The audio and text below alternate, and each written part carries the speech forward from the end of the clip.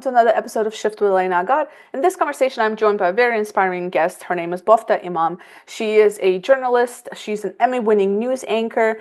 We talked about her inspiration to kind of become a journalism and then grow to be a really successful leader in the industry. She now does her own consulting work, helping leaders and organizations and just creators to put out their personal brands, to position themselves in a specific way where they can deliver a message.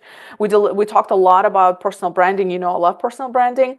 And just talked about the challenges that we have today, with so much noise. How do you create a brand? How do you position your brand? How do you create that content? She gave a lot of tips about LinkedIn, which is one of my favorite platforms, and just really share some practical things we can all apply to our brands, but also our careers ultimately. So check it out if you're interested in these topics. I think it's going to be super impactful. And again, she's really, really inspiring, and just hearing her stories really inspired me personally. And I think we'll do the same for you. So check it out. As always, please like, subscribe, share. It really helps with the reach. And I'm truly, truly grateful if you can do that. Thank you. Bofta, welcome to the Shift podcast. Thank you. So good to be here. I'm really excited to chat with you, and not only because of your work in journalism, your public speaking expertise, the leadership expertise that you have, but really just these topics are so important to every professional. And this is kind of Yeah. where my audience stands. Is like they're like, how do I upskill myself? How do I become Mhm. relevant and maintain relevancy in the workplace? And more things that we hear about more and more is around these soft skills that you possess, Right. and you're just a pro at. But before we get into all of that, take me back to, just kind of what got you into journalism, what got you into where you are today. Take us back to like your school days and then up to today. Ooh, okay. Well, I'm going to do the brief version. And thank you again for having me on and for everyone who's taking time to listen.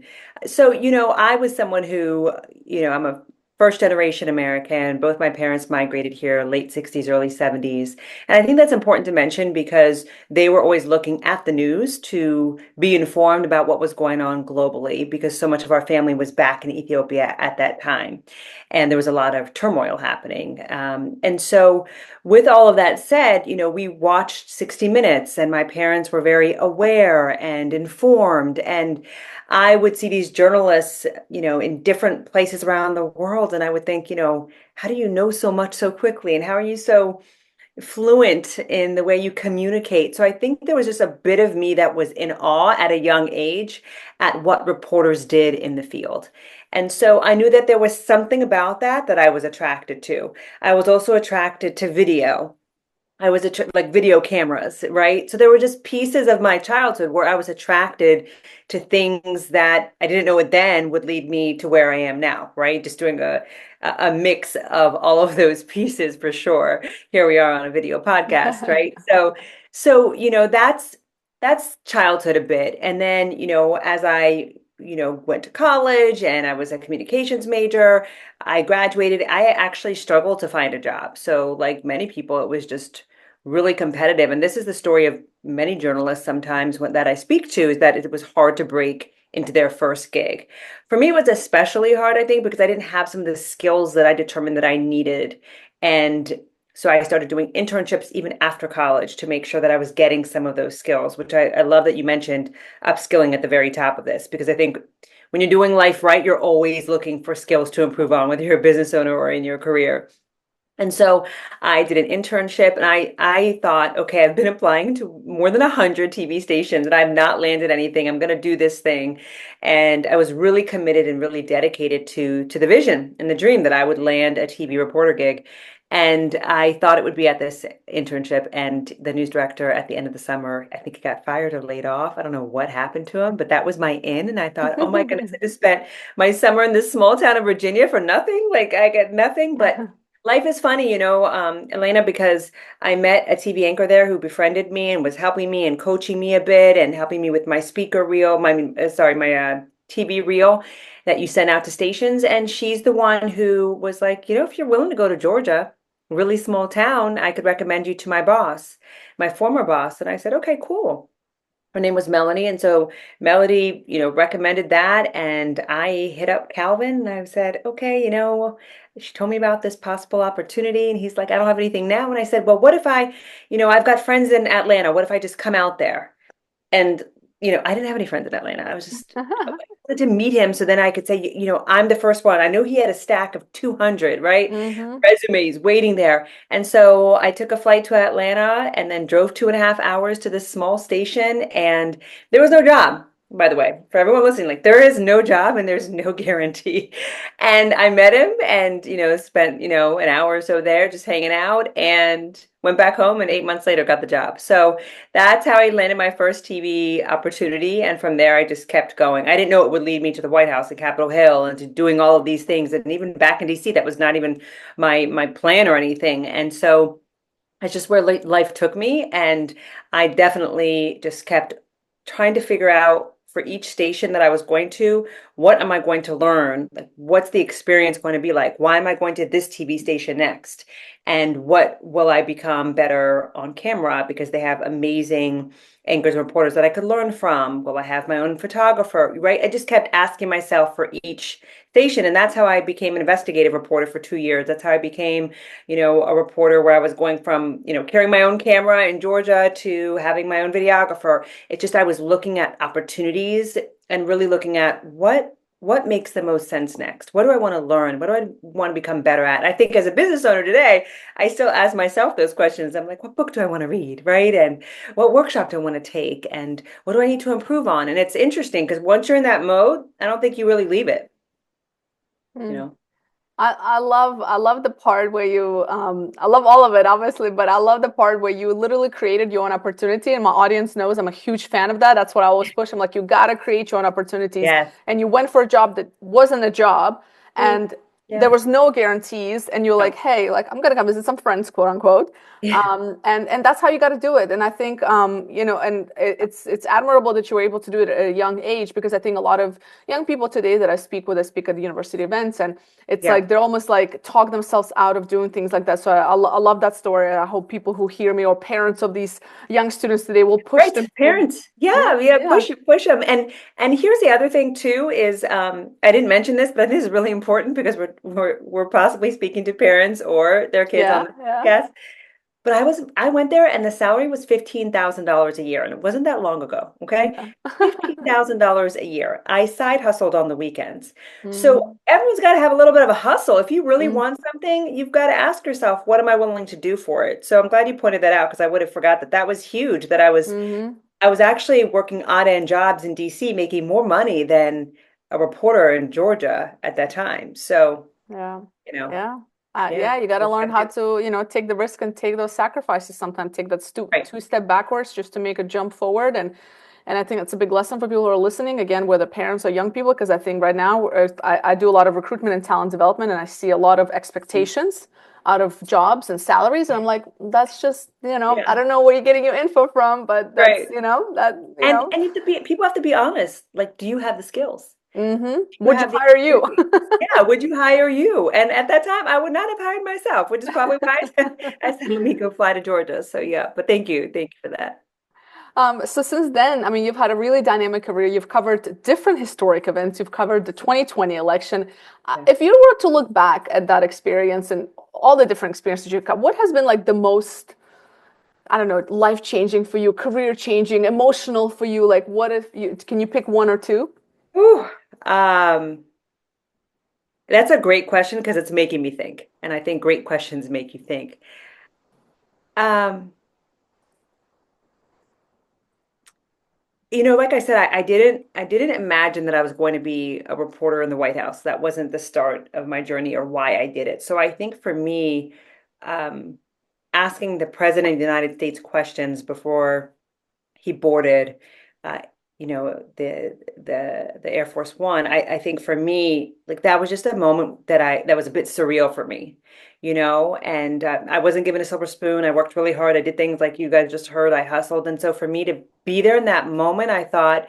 And selected as someone to ask the question before they, walked onto the plane, helicopter. I just thought, wow, here I am. I think that for me was a bit of a surreal moment. But I think the stories that I was able to do in smaller, medium-sized cities, be it, Pittsburgh, Pennsylvania or Memphis, Tennessee, and just you're moving there, and what people don't realize is the reporter usually, if it's not their hometown, they don't know anyone. So they really have to get immersed inside of the local community pretty quickly because you need sources and you want to help where you can, and you need to know who the players are, and then you're sitting in City Hall, and you have to really play catch up in each city you're going to. And so I think for me, what I'm most proud of is that I was able to adjust in these cities and meet people and create a community for myself, both personally and professionally, to be able to, get traction and have, success and hopefully impact wherever I Mm-hmm. was in that community. And so it's not as glamorous, but I think Mm-hmm. that for me, it's true because some of the best stories I told were in small towns where I was carrying the camera, Mm-hmm. and I got to be part of the whole process. It's called one man band reporting. And when you're a one man band, you're literally doing it all. You're writing, you're shooting, you really are, a producer of all sorts, right? And so for me, I think that those were, again, not as glamorous, but I am proud of the stories that I told and the way I went about telling them. And so I know that's probably not the answer that everyone in the audience wants to hear, but that's the truth. Of course, I've interviewed some cool people too, like Gabrielle Union and some others, and Yeah. that was cool too, right? And so I think it depends on the day you ask me what I might say, but today that's Mm-hmm. my answer. And it's a good question because it Yeah. made me think, like I said.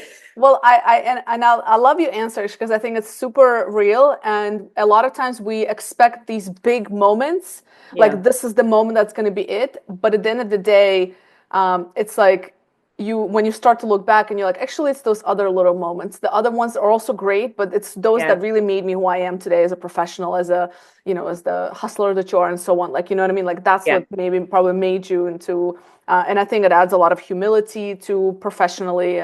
So I think it's yeah. I also, when I reflect back on my career, I also look for those little small moments that I was like, yeah, actually, that was like the most cool thing, yeah, the most yeah. And transformative. and especially, and you've made me think about stories even in that question. And I think about people who let me in their living room or dining room, and they didn't Mm, have to mm, interview them about something very personal, like the loss of a son, like a tragic mm, loss of a son mm, or daughter. Um, and they let me in, and I think that's very, very, it's very humbling, and it's also very, I think it's pivotal because it means they wanted to share something with the public, and nobody has to do that, Nobody has to. And so they said yes. And so I think that that's big. mm, Yeah. absolutely. But on to other topics, you also did win an Emmy. So let's Yeah. talk a little. So you did win an Emmy, and you were the first Ethiopian American newscaster to do that, if I'm not mistaken. So Yeah. how did that moment feel to you? Were you like, yay, like to be recognized among your peers, right? Like, well, like how did that feel to you? Yeah, I think absolutely everything you said, to be recognized by your peers, again, to be trusted by someone to tell their story and to help change a loophole in the law for those who were, put away for the crimes that he was put away from, which I won't get into all of those details because we know we have limited time, but it's called Kimberly's Law, and it's in Tennessee, and it became law because she shared her story, and then she worked with us to really make sure that lawmakers were aware of it.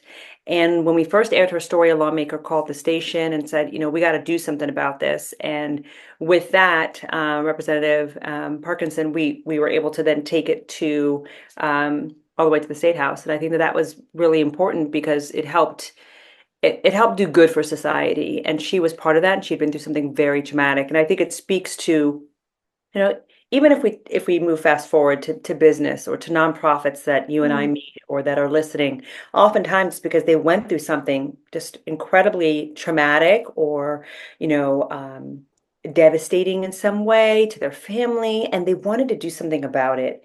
And that's what I loved about Kimberly's Law is that she wanted to do something about it.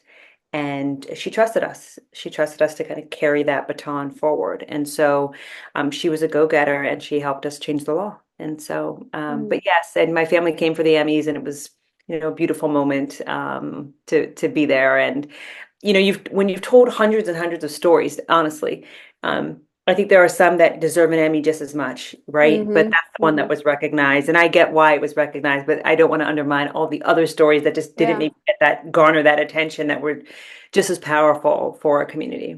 Yeah, no, that's beautiful. And some of the work that you're doing today is helping leaders like increase their visibility. And I feel like the art of communication, whether it's through digital media, whether it's through Yeah. public speaking, is slowly being lost on a lot of people. Like, On TikTok?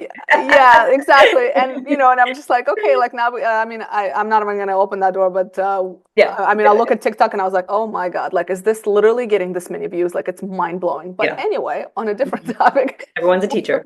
Yeah. So when you kind of work with leaders, one, I guess, what is the biggest challenge you come across? Like when it comes to business owners and leaders and organizations, like what do people struggle with the most? What are the Yeah. biggest mistakes that they make when it comes to building that brand, building that presence? Yeah.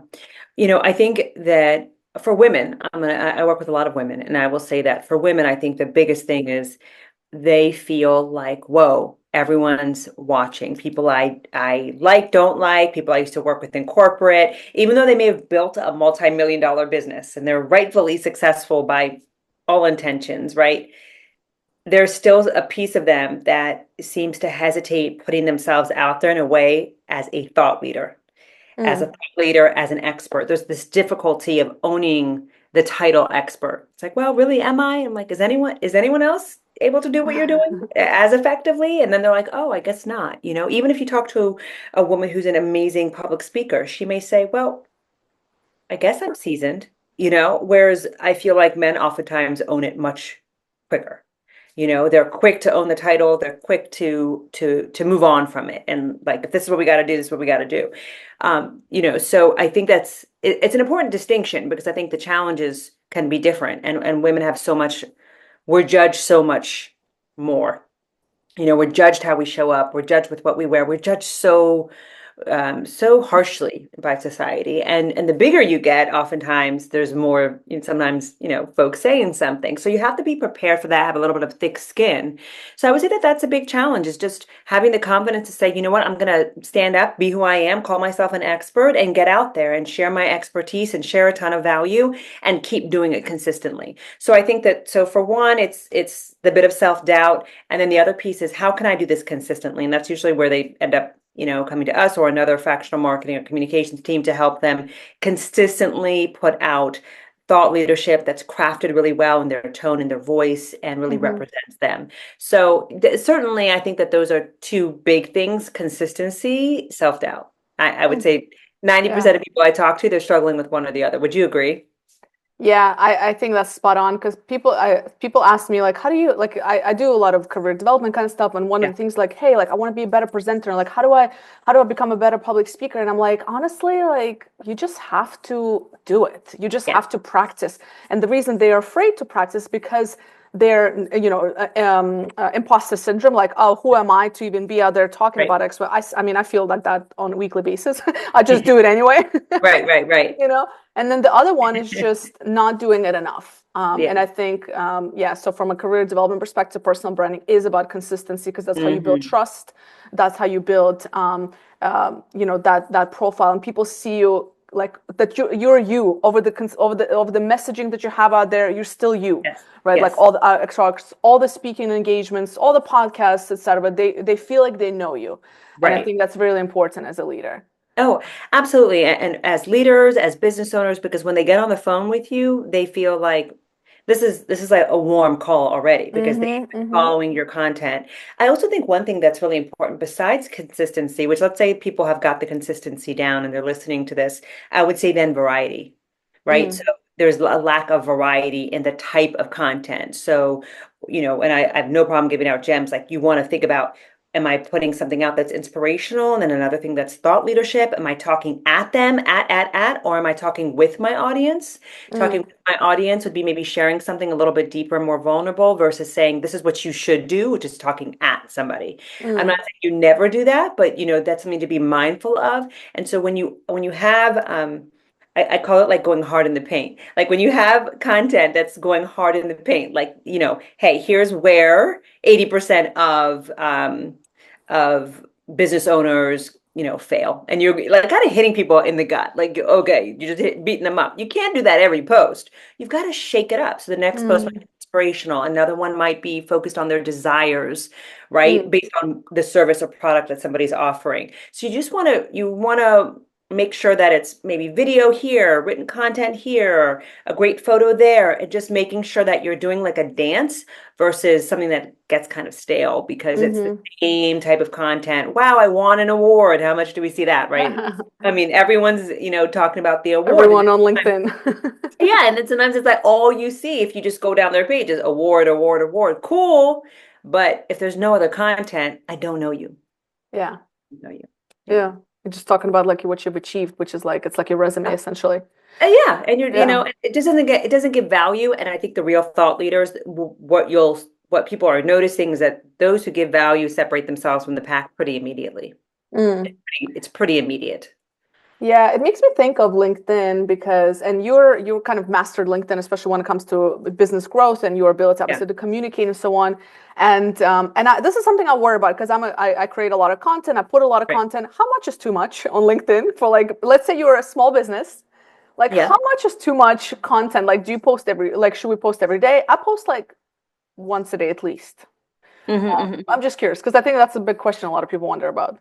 Right. So here's this is a really good question. Most people aren't posting enough. So this doesn't even apply to them because they're not even posting twice a week. Mm, So for most people, like the lack of consistency is the issue, and so they're not posting enough. But I'll move toward somebody like you who's really putting out a lot of great content. So one, what you want to pay attention to is like I would say 3 times a week is probably pretty good of really strong posts. So sometimes we get stuck in quantity versus the quality. And the other thing I would say is like, let's say you put out a post on a Monday and it is rocking. Do mm-hmm, not interrupt the algorithms for at least 4 hours. mm, Don't want to interrupt that post. So you might say, this is the day I won't post a second post. I'll save it for Tuesday morning. that's good. So you want to give the algorithms time to like get your post some love because it's doing really well. If you interrupt it and then the post isn't as good, you've just hurt your initial post. Mm-hmm. So I would be mindful of that, especially for you who's, a dynamic content creator. So the other thing I would say is if somebody wants to post 5 days a week, cool, but make sure it's quality posts. Otherwise, your audience is going to get bored. So that you need that variety. And I would say, value, all of those things. But then also you want to be considering, I would say, like what is your audience telling you? Like what's in the comments? What are they telling you they want more of? What are they sharing with you so that you could create relevant topics so that it's not, again, getting them a little bit bored. You also want to add new eyeballs. So if you are doing a lot of content, pushing it out, you want to make sure you're adding new eyeballs. Otherwise, the same people are going to be seeing the same posts 2 times a day, 5 days a week, right? And so as a business owner, I'd be thinking of, who do I want to bring into my content? And I'd be adding those eyeballs strategically. And so that will help make sure that your content, because you may notice, wait, this post didn't do very well. This posted really well. It's probably due to timing. It's probably due to what kind of action you took. The other thing, this is actually a really good tip to pass on. Before you post, spend about 15 minutes, 20 minutes engaging on other people's content. You're basically like warming up the algorithms. Mm-hmm. So when you post cold, and so your second post of the day may do much better because you've been on LinkedIn already. Mm, that's a good tip. So you just have to kind of, Mm, look around. Yeah. But those who are posting a lot, I always say, make sure you're engaging too, because yeah. that is such a big piece of the pie that's often underestimated. Mm. I was talking to a business partner of mine today, and she's like really good at making like thoughtful comments. I was like, Yeah. who has the time? Like, I'm just so busy I know, posting, I you know, know? I know, I But it's know. a great point. Yeah. It's a great Yes. point. Yeah. And thoughtful comments are important because you really want to make sure that it's 3 to 5 words. So a quick Yeah. thank you, like let's say you post this and I say, oh my gosh, thank you for having me on this podcast. That's okay. But if I could just add one more sentence, it does way more, Mm, mm, So yeah. I know it takes an extra minute, but it's worth it if you're really on Yeah. the platform as much as you are, Yeah. especially. I think you're unique though, to be honest. Most people are struggling to do 3 times per week. And when Yeah. they I think I'm on like, yeah, I think I'm on like top 10% of content posters on I love it. LinkedIn in terms of like Love how it. much I post and stuff like that. Yeah. And I'm always like, Okay. am I spamming my network? And I'm like, you know what? They can just unfollow me if they don't like it, right? Like, A lot of people don't even see the content. You'd be very yeah, yeah, surprised, how many people actually see and then engage. That's quite a few, a small handful out of your whole network. And so yeah. we assume everyone sees something. This is also a pretty good tip. I tell people like if you've already created a ton of content like you have, go back every 3 or 4 months and repeat a post. A day you can't think, repeat a post because you're thinking everyone's caught that, but you could change the first line and it makes a big difference. So just help yourself out. It's okay to repurpose content, just be mindful of it. So you can even say this post did so well, I just have to repeat it, right? I mean, you don't say it like that, but everyone gets the gist. So you Mm. want to make sure you're repurposing content when you can. The other LinkedIn tip, since we're rolling on LinkedIn and it's my jam, um, the first 200 characters that you write, you really want to be intentional with that because LinkedIn is looking at how many people click the read more Mm. little prompt. And so if you're creating a really good post, strong post, but your first 200 characters are weak, no one's going to see it because LinkedIn is rewarding posts where people are hanging out longer on the post because that means they're hanging out longer on the platform and that's what they Yeah, want people to do. So keep in mind those first 200 characters, you want it to be very strong, which is why something like wow, I won an award does really well. But if yeah, that's all you're talking about, we don't get to know you. So yeah. you'll be like, well, that did well, of course, because people want to celebrate you, and celebratory posts tend to do really well. That's just Mm. a fact. But we don't have a celebration every day. I mean, Yeah. typically we're in meetings and doing things. So that's where thoughtful thought leadership. You were on this podcast, or you talked about something really in depth on your podcast, right? So I would Mm. say that those are things everyone should be keeping in mind. Is that you want to have variety, you want to have consistency, and you want to be mindful if you are double posting two posts in one day that you're spreading it apart, and you're mindful that if one is gaining traction, don't interrupt the algorithm. Mm. I love it. So you now I'm like rethinking all my posts this week. I'm about to go back and Yeah, edit them you've out. got a lot though, which is good. Most people, like I said, just don't have enough content. That's why they come to Yeah. an agency like ours to be able to say, okay, where do I even begin with this? Because they feel at zero. Hmm. And honestly, with everything that's happening in the political climate, which we won't go into, but I think it emphasizes even more that you need to have ownership of your career, of your brand, Hmm. of your journey, because Hmm. anything can happen. I mean, my parents were immigrants. My dad was like, I don't know why you don't get into government. I mean, I heard that so many times because he was like, it's safe. You'll travel. Yeah. Right? Yeah. And I'm like, I'm not interested, not at all. But that was the mindset of how safe it was. And so I think it's a reminder. It's tragic what's happening to so many people and families and layoffs. And the other side of it is I think a lot of people will be like, I need to get my own thing. Just like during COVID, I think a lot of people felt that push and that pull. And so Yeah. fortunately, here we are. But I think that that's something that comes out of these moments sometimes is the reminder that, we have to empower ourselves and create our own economic engine, even if it's starting with a side hustle. Mm. Thank you for saying that because I think it's so important. And I always tell my mom about this because she worries about my career, my business all the time, Oh, yeah, as yeah, moms do.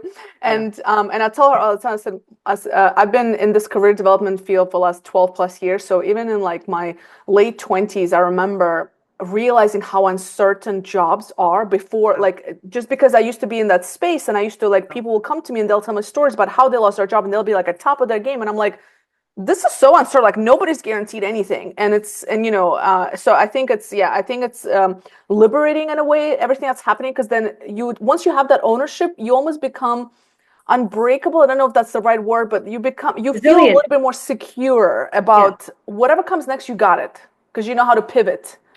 Yeah, I think you become more resilient. And I Yeah. also think you become um I think there's something about your core when something like that happens where you feel, I'm never going to let this happen to me again.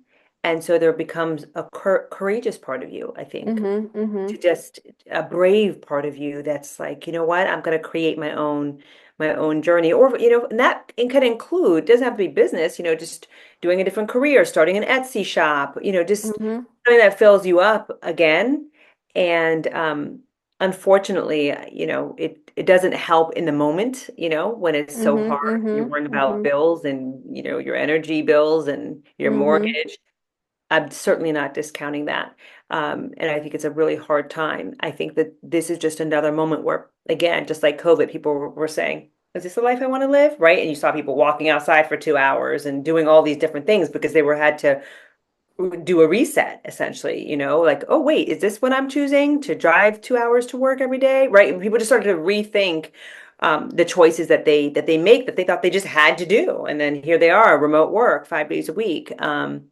And so, you know, um, I hope that people feel empowered in listening to even this and feeling like, it's one day at a time. And if you're looking at LinkedIn and you have even a small network or you're starting at zero, there's no better time to start than now. I mean, this is the time to start because I think eventually the platform is going to become so heavily saturated that it will become more like influencers. And I think that's where it's headed, unless mm. they stop it somehow. But I think that they're going to start to see paid influencers and all of that will come to LinkedIn. And mark my words, I think it's just a matter of time before that happens. If it's not happening now under the table, and I just don't know. Mm. No, Right. I tend to agree. Speaking of pivots, as a journalist, as an entrepreneur, you've had quite a bit of pivots in your own life. So, what has been really instrumental for you as you go through that time? Like, if somebody's going through that right now, which I'm sure Right. somebody's listening to, it's like, what are Right. some things that helped you in those moments when you're like, what's next?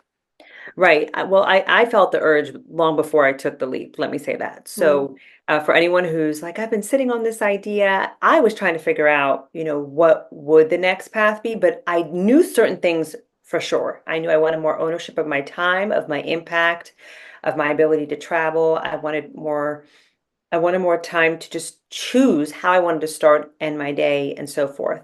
And I wanted to play bigger. So I knew how I felt. I just didn't know what that would look like, if that makes sense. So mm-hmm, I was searching for a different lifestyle, but I didn't know how I would obtain it. But I think the step one is saying, what do I want? So, mm-hmm, you might say I want to be I don't know. I don't know.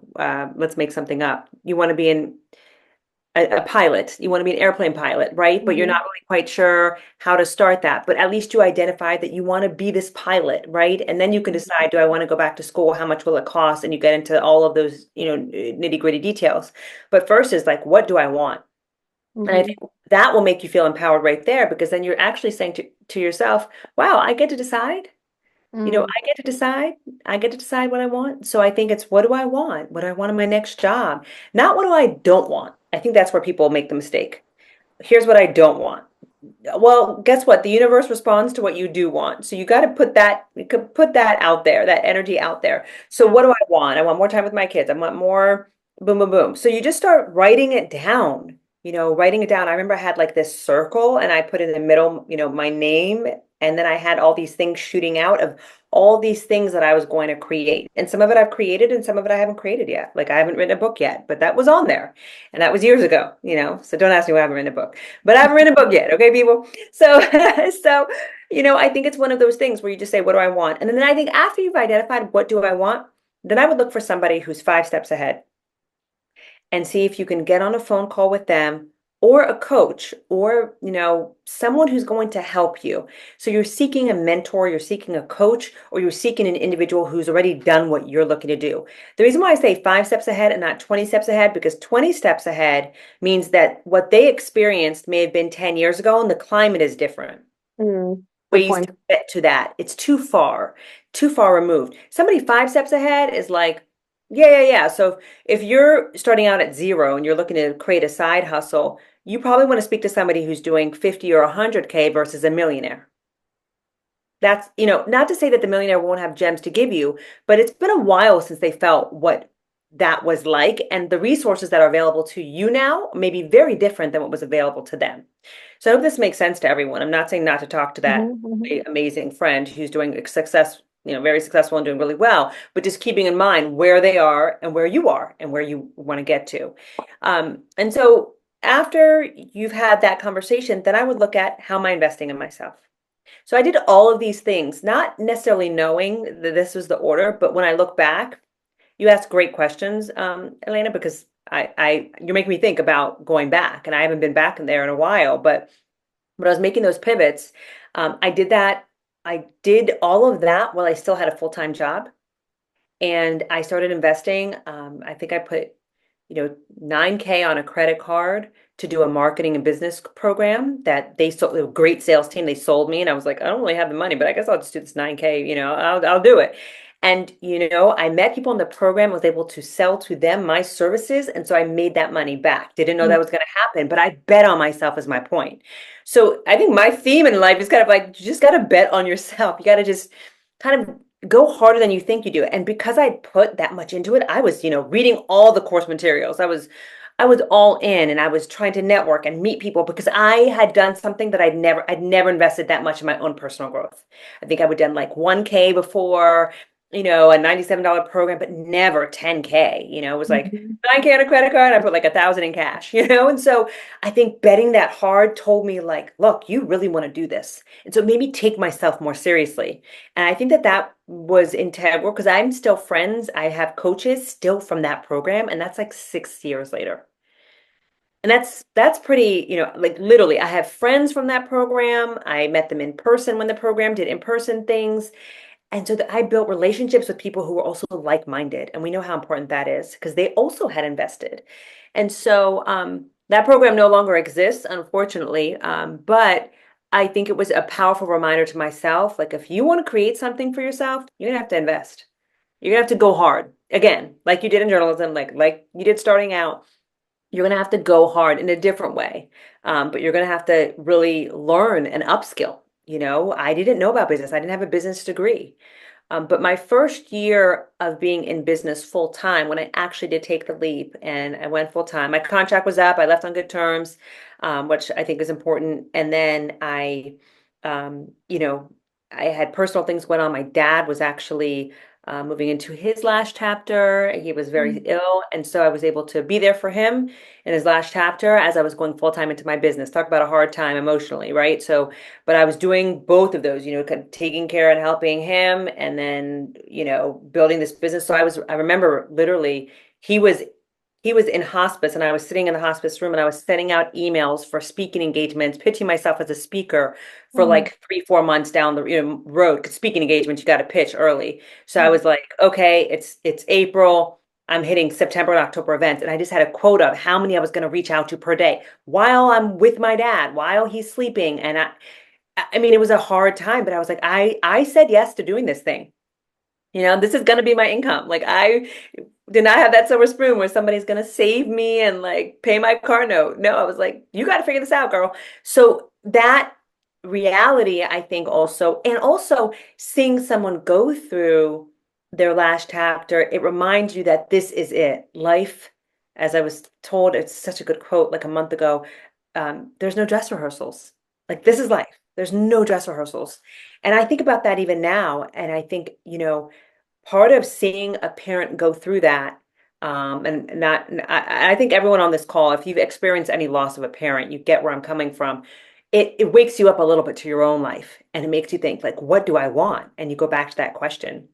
And it's deep. It's deep because that what you want could change and you have to be self-aware to know where you are, where you want to go. But all of that, that first year, what I'm proud of is that I was able to make up my former salary in that first year. And I was proud of that because I, again, didn't have a business degree. I had, bought programs and invested in myself a ton and like a college education almost and a Mhm. semester for sure and it paid off. But so for me it was so rewarding, like you can do this thing, like you can. And I think because that wasn't my path, it was especially hard because it wasn't the thing I said I was going to do at 20 or 25. I want to own my own business. It wasn't me at all, and so for me it was a confidence booster to say, okay, you can do this thing, you can figure this thing out, but you've got to do that. It was the 10X rule by Grant Cardone. You've got to go hard. Mhm. And so I was, and this will help your audience who are thinking of pivots. And I think we're all pivoting sometimes at some different seasons, right? Um, but I would say is really making sure that you're feeding your brain. You're feeding your brain because even in those tough moments, what I was doing with during the time with my dad is I was listening to podcasts like this. I was listening to podcasts, to books that would feed my mind positive, encouraging things to give me confidence and hope because I was going through so much transition. I was moving cities, changing jobs, career, starting a business. Like that's a lot going on. And Mm-hmm. for anyone who's going through any type of pivot, just be mindful of what you're feeding your brain because with everything that's happening personally and professionally, your mind has to be sharp, your mindset. So, Google top 10 encouraging books or, whatever it might be. There's a bunch out there. Untethered Soul is a great one. Uh, the Success Principles by Jack Canfield, right? There's just so many. So you could literally Google and find some or just listen to podcasts like this and, get that encouragement so you can feed yourself. I don't know if that makes sense to you. It absolutely does. I was actually just talking to a friend yesterday who's going through a tough time, and Yeah. he said, "I'm just in this rut." And I said, "Listen, like," and I actually heard this from Tony Robbins, and I told him that I was like, "Listen, I just listened to her, recently heard this. I'm going to tell you Yeah. because I think it's Yeah. powerful." Even on days that you just feel like everything is falling apart, it's what you feed yourself, and sometimes you just have to fake it, even if you don't believe it in Yeah. that moment. If you listen to it, this is not for me or whatever it is, Yeah. just until because the alternative is like, what's the alternative? To not to just like feed yourself negativity or just be in Right. this like in this hole? No, like you might as well Right. just. So no, I and my audience is very in tune with that stuff. So yeah, we're on this platform we're definitely very much believers in that kind of thinking, and that's what this whole podcast is about growth, about performance, Yeah. and it's through those tough times. It's that's when it counts. It doesn't count when everything's peachy. You've shared so many gems, so many just golden tips, very practical. I appreciate the openness and it's very real. And it shows and it's really, really nice. Thank you for that. I feel like like we need to do a part two for sure. Like I know we're both in DC area. Like I know. We're hold gonna me do it to in it. We're person. gonna do in person. Like Yes, yes, prepare yes, for like a 2 hour one, okay? yes. I'm Because I ready. feel like there's so much more that we can talk about. But being mindful and respectful of your time, of course. Before I ask you my last question, where can people connect with you? What's the best way to get in touch with you? Follow your work and the things Yeah. that you're doing. Well, look, I think LinkedIn is great, and hopefully everyone's hanging out there. And I would love for you to just like say hello. And you heard me on this podcast. I'm always curious where people find me. So LinkedIn, my name, Bofta Yimam. There's not that many Bofta Yimams, I don't think. Mhm. So you should be able to find me. Our company is Story Lead, a fractional marketing and communications agency. So storylead.com, and it's spelled LEDE. We didn't even get into that on this podcast, but it's all about the lead, just like in journalism, how we spell lead. So we ask Mm. business owners the same question. So storylead.com. And I will say that if you are on LinkedIn, shoot me a DM. Shoot me a DM with your question. So you heard this podcast, and I do a lot of, I don't know if you do this too. I do a lot of voice responses because I'm on the go. I have a toddler. So I'm usually like, okay, if I'm, headed to pick her up or something, I'll answer a few real quickly voice messages before typing them all out because it just takes longer. So Yeah, feel free to DM me a question that you have. And if you're going through a pivot, I wish you the best of luck and just encouraging words that you can do it one day at a time. beautiful. The last question I ask all of my guests, what is one question you wish people would ask themselves more often? What am I willing to do about it? So whatever it is, what am I willing to do? So, I think a lot of people, we think, we all complain sometimes like, oh, this is happening and this is happening to me. And we set ourselves up, everyone, including myself, sometimes as more of a, and a victim, and I think asking yourself, what am I willing to do about it? And then if you say nothing, then you know that, maybe it's not worth complaining about. And then if you're willing to do something about it, you will. Bafta, thank you for all the tips. At one point I got goosebumps when you were speaking about some of the things in your life, and I mean it. I was like, oh my God, I feel goosebumps, which that's usually Yeah. something special to me. Not everybody gives me goosebumps, and I'm sure my audience felt the same way. So I appreciate you being here. Thank you so much for sharing your story and the awesome, just golden tips you've given us. Thank you. Thank you.